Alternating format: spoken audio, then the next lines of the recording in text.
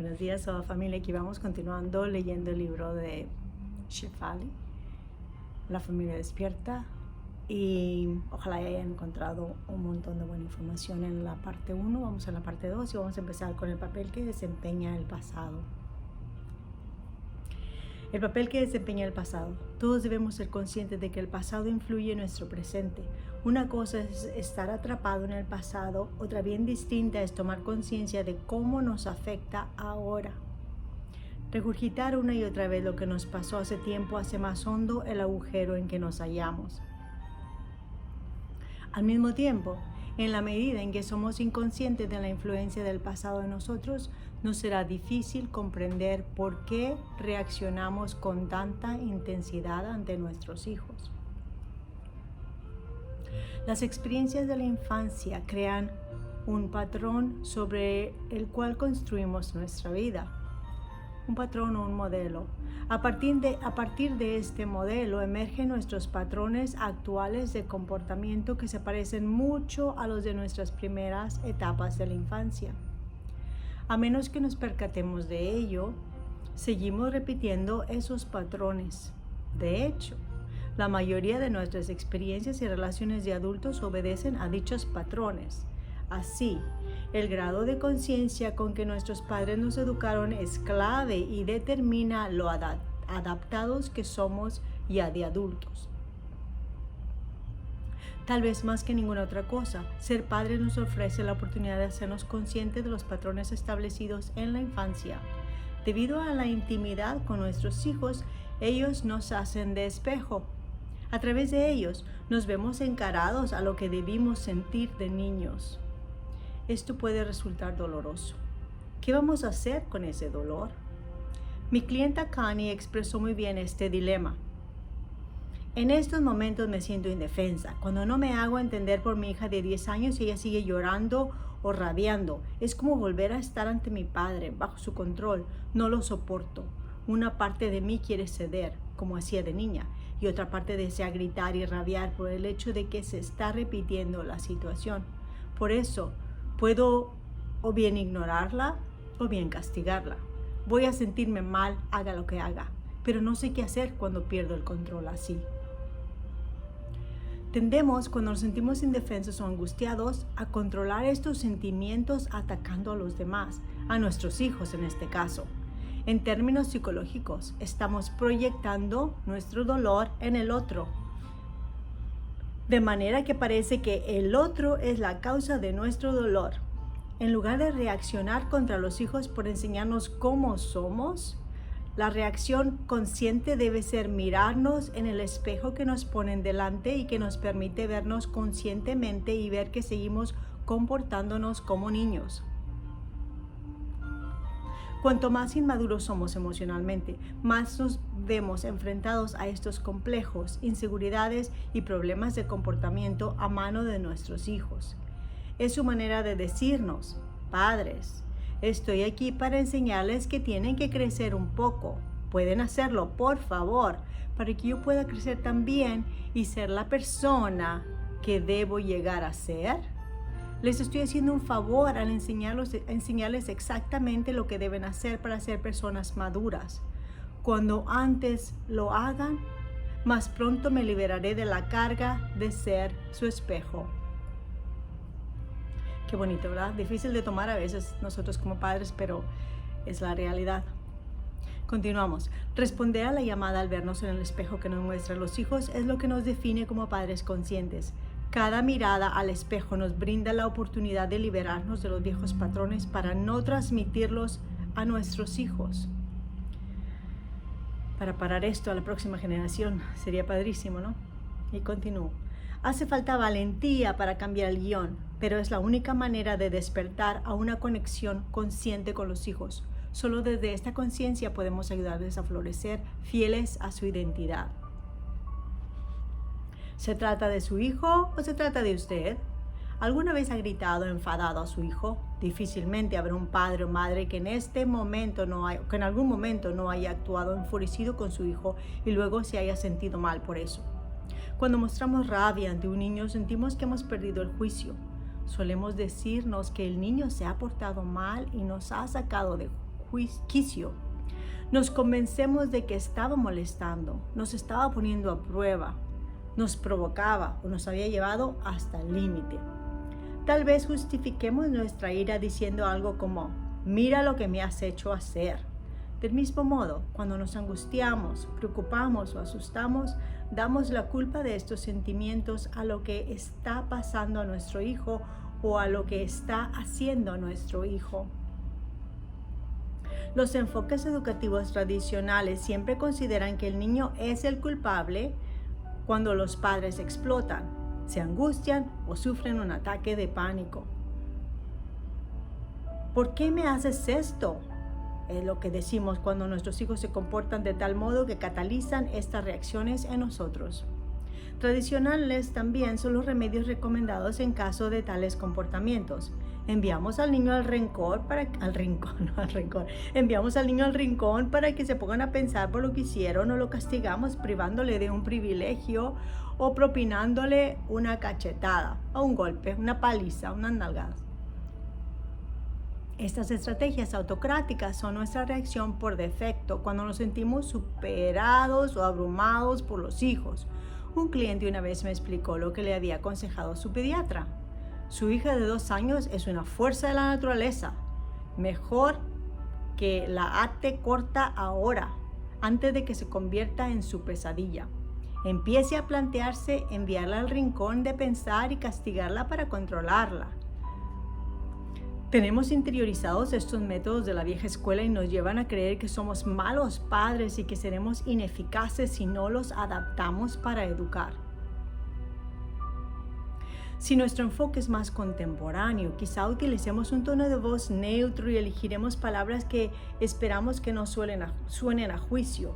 O si nos sentimos provocados, es posible que seamos nosotros los que nos tomemos un momento para pensar y calmarnos, apartándonos de la situación. ¿Quién de nosotros no ha utilizado la técnica de contar hasta 10? Para evitar que una situación empeore y se convierta en una pelea, hay una moda ahora que aconseja ponerse unas liguitas en la muñeca y hacer que chasqueen para recordarse que uno está a punto de perder la compostura. Ahora, el problema tanto en el enfoque tradicional del castigo como con los métodos más contemporáneos es que el efecto es poco duradero. No suele pasar demasiado tiempo hasta que nos vemos lidiando de nuevo con el mismo problema, o peor todavía, una manifestación del problema que se ha ido escondiendo en forma de mentiras, ausencias en la escuela o práctica de otros comportamientos prohibidos lejos de la vista de los padres. La razón de que las reacciones tradicionales o contemporáneas a las provocaciones de los hijos no sean efectivas durante mucho tiempo es que no llegan a la raíz del comportamiento. Las diversas técnicas que los padres leen o aprenden de los expertos o de otros padres se centran en el comportamiento en sí, no en la dinámica que yace bajo el mismo. Estas técnicas siempre pretenden controlar a los niños para que sus acciones no nos provoquen. Nos decimos que si consiguiéramos que nuestro hijo hiciera o no hiciera determinadas cosas, no reaccionaríamos como lo hacemos. Es un juego en que tanto padres como hijos siempre están intentando ir por delante del otro. Ni qué decir tiene, el juego acaba en enfado, ansiedad y con frecuencia decepción e incluso tristeza. La educación consciente vuelve las tornas porque no pretende cambiar al niño, solo a nosotros como padres. Se basa en que una vez los padres crean las condiciones adecuadas, los hijos de forma natural cambian y evolucionan a una mayor conciencia. La cuestión radica, por supuesto, en que los padres sepan crear estas condiciones. La educación consciente corrige el miedo que se esconde tras muchas de las maneras en que reaccionamos, imaginando al mismo tiempo que estamos haciendo lo que hay que hacer. Además de corregir el hecho de reaccionar tan rápidamente con emociones intensas, nuestra conciencia creciente de las maneras en que nuestra reactividad emocional empaña la capacidad de conectar con los hijos nos permite reflexionar sobre otras maneras de diseñar reacciones sensatas. Desde esta conciencia podemos trazar reacciones que nos permitan expresarnos plenamente tal y como somos. Cómo los hijos nos hacen despertar.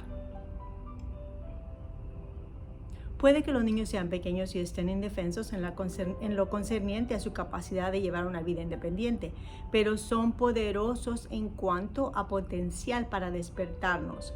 Me gusta la palabra despertadores. Trasciende los clichés habituales que utilizamos para referirnos a los hijos, palabras como amigo, aliado, socio, musa. Se refiere directamente al potencial de los niños para iluminarnos y elevar nuestra conciencia. Cuando empecé a darme cuenta de que mi hija lo lograba, quedé asombrada. El aspecto verdaderamente sorprendente de ello es que las enseñanzas que nos ofrecen los hijos no son epifanías, sino más bien lecciones que encontramos en los momentos más normales y las situaciones más humildes.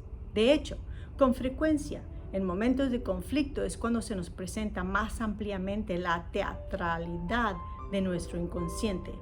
Por este motivo, en lugar de evitar el conflicto como hacen muchos padres o incluso negar la existencia de desacuerdos en el hogar, yo les animo a aceptar la inevitabilidad del conflicto y utilizar estas enseñanzas que emergen del mismo para despertar al crecimiento que necesitan.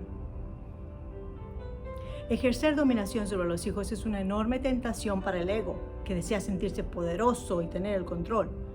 ¿Podemos culparle cuando creció en una autocracia y ahora es adicto a ella? Al fin y al cabo, ¿quién, si no, nos permite tener un control casi total sobre la vida? No podemos tenerlo en el trabajo, tampoco con los padres, hermanos o amigos. A menudo, el ego piensa que la única relación en que puede ejercer un control completo es la relación con los hijos. Por eso, trata tan desesperadamente de ejercerlo. Solo con los hijos nos erigimos como la persona que lo sabe todo, lo controla todo, es dictatorial. Si nos diéramos cuenta de lo que este tipo de control indica, de hecho, indica una sensación débil de poder interior, tal vez no lo replantearíamos. Cuando ignoramos el comportamiento inmaduro que a veces mostramos con los hijos que repetidamente ellos nos devuelven, rechazamos una de las mayores oportunidades de crecer. Si al contrario, aceptamos el espejo de nuestra inmadurez que los hijos nos ofrecen, contamos con la posibilidad de un cambio profundo. Las interacciones cotidianas con ellos, incluso por temas diminutos, se convierten en catalizadores del cambio. Tome como ejemplo la madre que se queja de que pierde los nervios cuando sus hijos no la escuchan por la mañana, cosa que significa que lleguen tarde a la escuela. La reacción tradicional ante esta situación sería aconsejar a la madre que tomara alguna medida disciplinaria para que los niños aprendieran a escuchar. El problema es que los padres en tales situaciones repiten, ¿me estás escuchando? Y al cabo de un rato, ¿qué te acabo de decir? No tardan en ponerse a gritar, creyendo que si hablamos más alto, los hijos acabarán poniendo atención. Lo que no comprenden es que el niño no está aprendiendo a prestar atención, ni mucho menos. El niño va almacenando resentimiento y por tanto cada vez va a ser más desafiante. En lugar del enfoque tradicional de dar instrucciones con más insistencia y mayor frecuencia, ¿y si estudiamos si la madre es desorganizada y lenta? ¿Es incapaz de funcionar bien por la mañana? Ahora ya no nos centramos en lo que los niños tienen que cambiar, sino en lo que la madre tal vez debería cambiar. Mediante este enfoque distinto, las madres deben mirarse en el espejo y preguntarse, ¿está reflejando mi hijo en cierto modo la manera en que yo tiendo a funcionar? ¿De alguna manera debería yo reestructurarme para ser más organizada? En situaciones en que antes de tener hijos cierto nivel de desorganización nos habría parecido aceptable, ahora nos damos cuenta de que nuestra falta de organización está minando los patrones de comportamiento saludables que pretendemos enseñar a los hijos. Es posible que hayamos sido capaces de manejarnos con cierto nivel de caos, pero su efecto en los hijos es destructivo. Para la madre, un ligero caos en la rutina matinal puede parecer algo poco importante, pero es precisamente este tipo de patrón cotidiano lo que acaba regulando el comportamiento de los hijos, no las enseñanzas que les ofrecemos ni las órdenes que dispensamos. Hasta que aceptemos este problema, los hijos seguirán reflejando el hecho de que debemos crecer y madurar. Realmente, a menos que estemos dispuestos a aceptar el reto de crecer y madurar a la hora de organizarnos la vida, estas situaciones aparentemente poco importantes serán la semilla de muchos patrones disfuncionales en la familia. Tomemos otro caso, un niño de 12 años que, como resultado del acoso escolar, cada vez se volvía menos social. Se negaba a ir a la escuela y a jugar con sus amigos, a pesar de la coacción, incitación y amenazas que sus padres empleaban al verse cada vez más desesperados. Acudieron a expertos para que arreglaran el problema sin que sirviera de nada. En ocasiones, este tipo de intervenciones son necesarias, pero antes de buscar esa clase de ayuda, ¿qué tal si nos centráramos en los padres? Por ejemplo, ¿y si estudiamos su historial en relación con situaciones sociales? Cuando repasamos el pasado de la madre, esta reveló que también había sido víctima de acosos y que se había encerrado en sí misma de pequeña. En consecuencia, se había sentido sola gran parte de su infancia, pensando que era culpa suya que siempre se metieran con ella. Experimentó una considerable vergüenza. El acoso, la soledad y la vergüenza hicieron de ella una persona extremadamente ansiosa. Cuando su hijo empezó a sufrir acoso, desató su ansiedad latente. Preocupada por él, sin darse cuenta, coartó su confianza. En lugar de animarlo a poner en práctica su fortaleza inherente, a través de una ansiedad excesiva le llevó a rendirse. En terapia conmigo, la madre aprendió que la rendición de su hijo había sido una reacción contra sus propias reacciones de angustia, demasiado intensas para soportarlas, y que su angustia era un vestigio de los hechos de su infancia a los que no se había enfrentado. Con gestos cotidianos simples, además de gestos más profundos, nuestros hijos constantemente nos dicen: despierta, mírate, transfórmate, hazlo por ti para liberarte de las cargas que arrastras. Qué poderoso, ¿no? Una vez los hijos nos despiertan a nuestra lentitud, otras a nuestras obsesiones y adicciones. Del mismo modo, nos hacen dirigir la atención a nuestra ansiedad, necesidad de perfección y deseo de control. Nos muestran nuestra incapacidad de decir sí o no, y que en realidad no queremos decir ni una cosa ni otra la mayoría de las veces. Hacen emerger problemas de control, nuestra tendencia a la dependencia y nuestros conflictos matrimoniales. Revela nuestra incapacidad, simplemente la incapacidad de quedarnos quietos un rato. Nos enseña lo difícil que nos resulta estar completamente presentes al relacionarnos con ellos, lo complicado que es para nosotros mostrarnos abiertos, la gran amenaza que supone para nosotros ser espontáneos y juguetones. En especial nos hacen de espejo cuando mostramos que no somos auténticos. La manera en que los hijos actúan y reaccionan ante nosotros y la manera en que nosotros actuamos y reaccionamos ante ellos es la clave, si lo deseamos, para ver nuestra inconsciencia. Al aprender a aceptar esta verdad, dejamos de enfrentarnos a los hijos cuando actúan de manera que nos resulta difícil y en lugar de ello despertamos al hecho de que este reto se nos presenta porque algo de nuestro pasado está pendiente de solución. Un cambio de enfoque.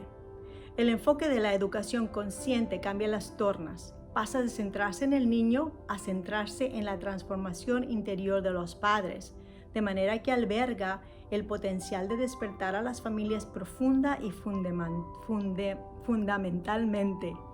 Integrar este cambio de enfoque en la vida diaria está lejos de ser fácil para los padres. Al poner un espejo que refleja nuestras reacciones poco sanas, nos desafía para que exploremos nuestro funcionamiento inconsciente interno y afrontemos aspectos de nosotros mismos que se esconden en las sombras. Al no permitirnos hacer las cosas como se hacían en mi infancia, nos forzamos a descubrir nuevas formas de relacionarnos con los hijos, momento a momento, fabricando a medida nuestras reacciones para que encajen con el niño que tenemos delante.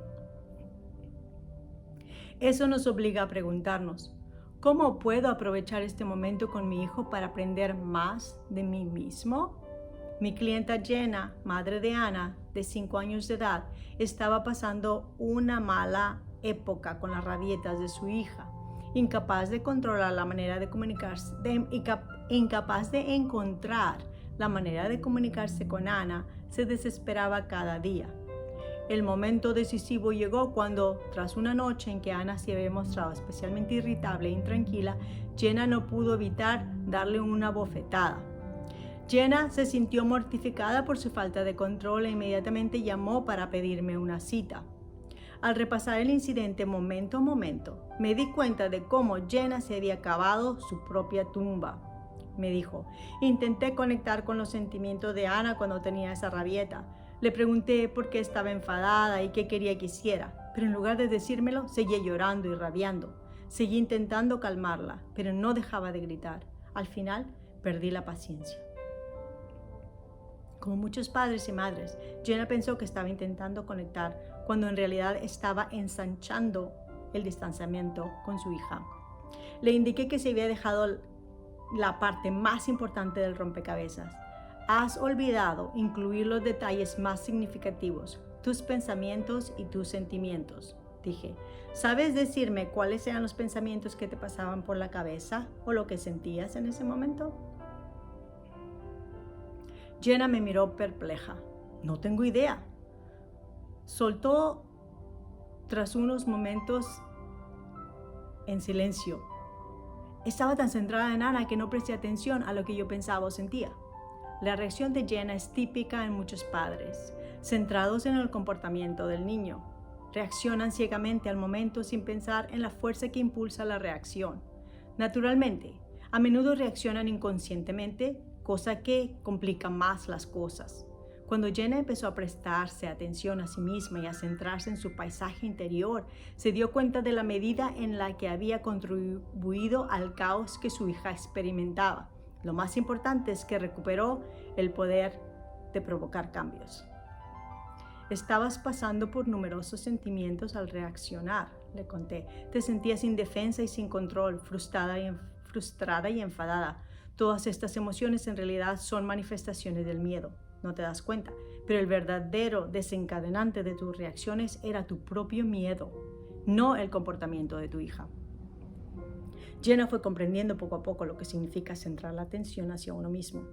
En un momento de reflexión en silencio dijo, vaya, no tenía ni idea de ser yo más que ella la que precisaba desenmarañarse. No prestaba ninguna atención. Con mi deseo de calmarla, estaba reaccionando a ciegas. Tienes razón. Me sentí asustada, por eso perdí los nervios. Como la educación consciente se centra en las raíces del comportamiento, nuestro comportamiento como padres, no el comportamiento de los hijos, evita soluciones rápidas y recetas. En lugar de ello, como madres y padres, nos sometemos a una transformación con el acto repetido de la confrontación con nosotros mismos. Al ver reflejadas a través de los hijos las necesidades de crecimiento, nos convertimos en los padres asombrosos que podemos llegar a ser, la clase de padres que todos los niños del mundo merecen. Número 2. ¿Cómo la cultura provoca el fracaso de los padres? Los niños no necesitan que les conduzcamos a un despertar porque ya están despiertos. Nuestra tarea consiste en fomentar su conciencia, proporcionándoles un contexto en el cual ellos pueden florecer. Para conseguirlo, la educación debe pasar de controlar a los hijos, un comportamiento basado en el miedo que impide su progreso, a apoyar el desarrollo de sus capacidades físicas, emocionales y mentales. Los hijos necesitan que les alentemos para capitanear su propia nave de manera apropiada a su edad. Necesitan que les animemos a practicar sus habilidades innatas de navegación a cada oportunidad. No necesitan que nuestros miedos cuestionen su individualidad. Debemos confiar en que, cuando se hagan cargo de su propia vida, alcanzarán espontáneamente la plena expresión de su propio ser y encontrarán todo lo necesario para que así sea. El movimiento sutil pero profundo para sustraerse a los intentos de motivar mediante el control a causa del miedo y animar a los niños para que se conviertan en individuos motivados les llena de alegría de vivir. Como su motivación nace en el interior, de forma natural desarrollan la autodisciplina necesaria para llevar a cabo sus objetivos. De esta manera, cada niño se convierte en una expresión singular de la conciencia en que se basa la vida inteligente. Como padres, es vital que comprendamos que nuestras que mientras nuestros hijos estén en contacto con su ser interior, con su ser esencial, con sus recursos inagotables, se sentirán motivados más allá de lo que podríamos imaginar. Nuestro rol en su vida consiste en ayudarlos a expresar su motivación, siguiendo los caminos de su propio ser. Esto es algo que solo podemos conseguir en la medida en que les enseñemos el camino hacia su interior, para que aprendan a escuchar sus propios deseos en lugar de dejar que sean otros los que influyan indebidamente en sus decisiones. Por supuesto, nuestra capacidad de ayudarlos es directamente proporcional a la manera en que nosotros hagamos lo mismo en nuestra propia vida. Sé lo extremadamente difícil que resulta a los padres confiar en que simplemente con facilitar a los hijos su realización como personas, en lugar de presionarlos para que se ajusten a nuestra idea de quienes deben ser, lograrán que florezcan. Como va en contra de nuestros condicionantes que nos enseñan que la vida es precaria y por tanto necesitamos hacer cosas constantemente, aceptar el rol de facilitador puede ser algo incómodo al principio. Es posible también que nos sintamos como si abdicáramos del papel de padres.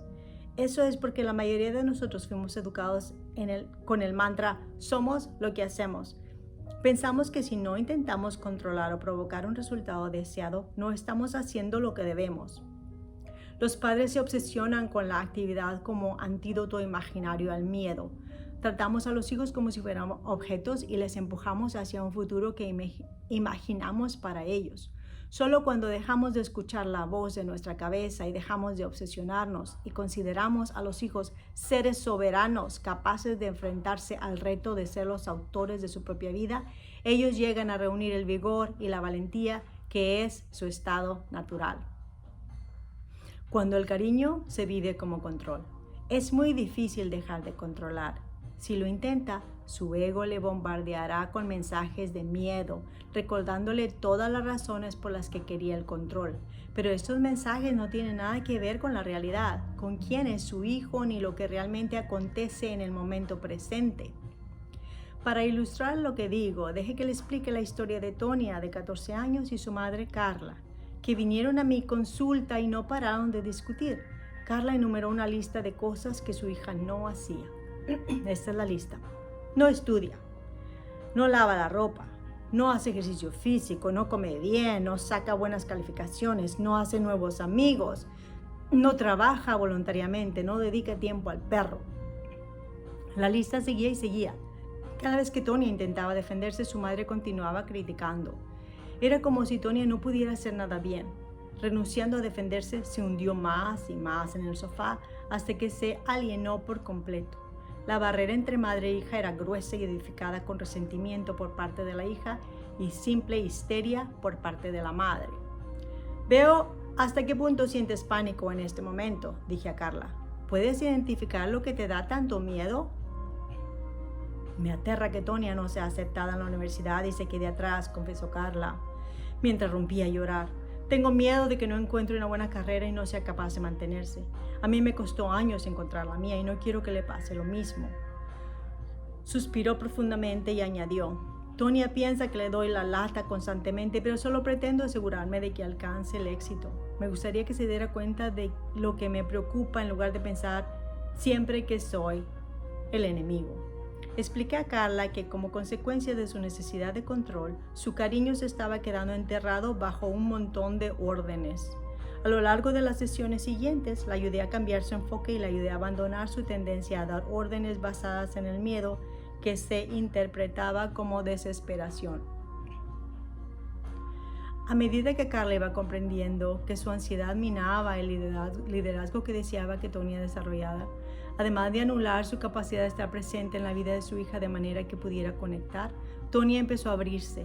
Empezaba a entender que su madre no actuaba con intenciones negativas como imaginaba antes. Al contrario, era evidente que la quería profundamente.